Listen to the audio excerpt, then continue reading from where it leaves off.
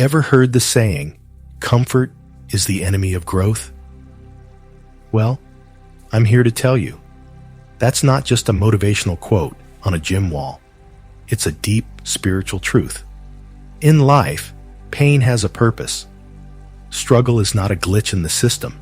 It is the system. And guess what? It's the best teacher you'll ever have. Welcome to today's journey, where we'll explore how suffering can guide you to your most profound spiritual awakening. Over 2,500 years ago, the Buddha taught about Dukkha, a word that loosely translates to suffering, dissatisfaction, or discomfort. It's the first of the Four Noble Truths. He said, life is dukkha. Now that doesn't mean life is all doom and gloom. It means life is inherently challenging. Birth, aging, sickness, and death all come with discomfort. Even the stuff we enjoy, wealth, relationships, and success, won't last forever. When we cling to them, we suffer. But here's the kicker. Dukkha isn't the enemy, it's the invitation.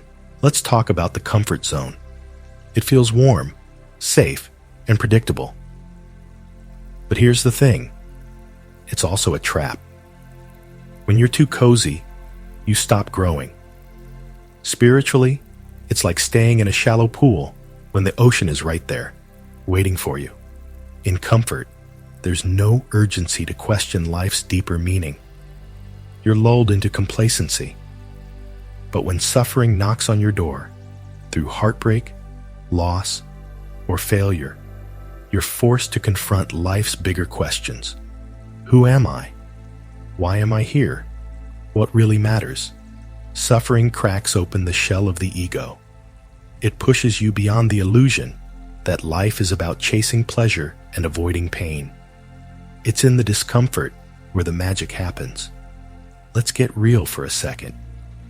Some of the most profound spiritual awakenings come in the darkest moments.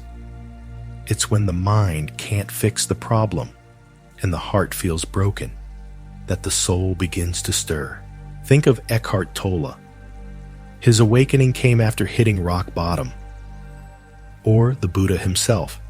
He left a life of luxury to confront suffering head-on. Why? Because suffering teaches us what comfort can't. It shows us the impermanence of everything we cling to and points us towards something deeper, the eternal, unshakable presence within. Suffering is like life's alarm clock. It wakes you up when you're too comfortable hitting snooze. In non-duality, we're taught that all experiences, good and bad, are part of the same whole. There's no separation between you and the pain you feel. In fact, pain is a pointer to the truth.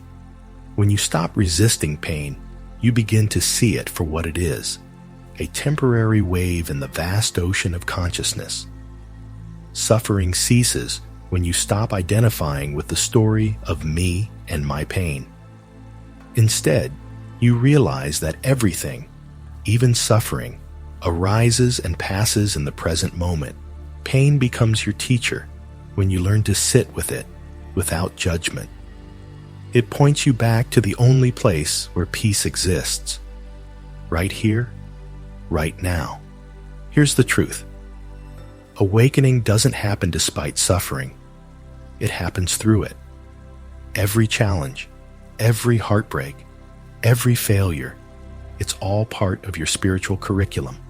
Nelson Mandela endured 27 years of imprisonment and emerged as a global symbol of peace. Jesus endured crucifixion and offered forgiveness. These stories remind us that the deeper the suffering, the higher the growth. Life isn't here to make you happy in the way most people think of happiness. When I say happy, I don't mean those fleeting moments of joy or temporary pleasure that come from achieving a goal, buying something new, or hearing good news. That kind of happiness is surface level. It's tied to the ever-changing conditions of the external world. But life isn't designed to give you lasting satisfaction in this dualistic realm. Why? Because ultimate satisfaction doesn't come from what is temporary. Life's true purpose is not to make you comfortable, but to make you conscious. It's here to strip away the illusions you cling to. Illusions of control, permanence, and separation. That's why suffering arises. When you get too cozy in the happiness polarity, life inevitably introduces its counterpart, unhappiness, discomfort, or pain. It's not because life is cruel, but because it's guiding you. It's pushing you out of the illusion that fulfillment can be found in duality.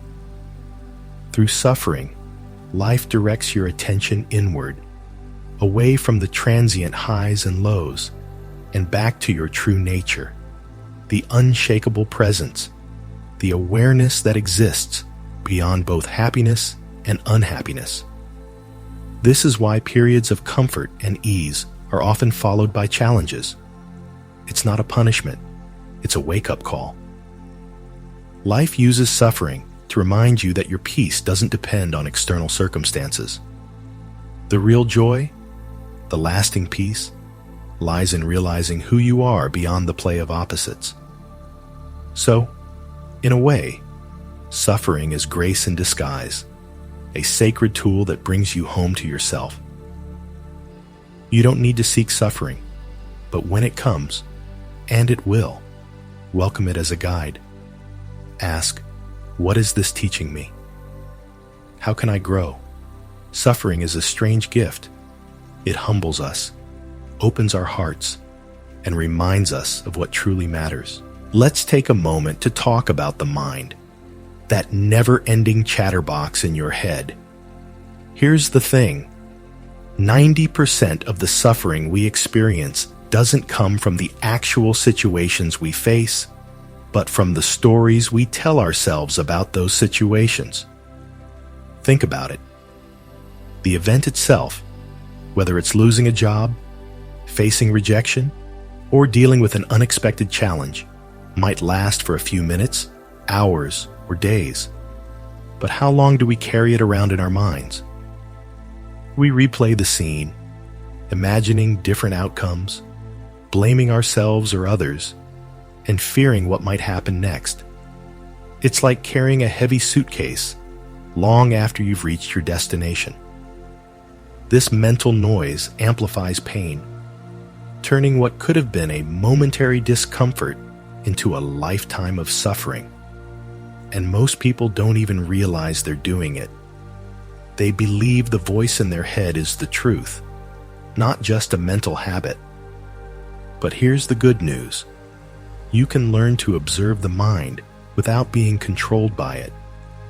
When you stop identifying with that self-talk, you'll notice that most of your suffering dissolves. You'll realize that the present moment, in and of itself, is rarely unbearable. It's the mind's resistance to what is, its refusal to accept reality, that causes the real pain. Suffering doesn't need to come from your mind.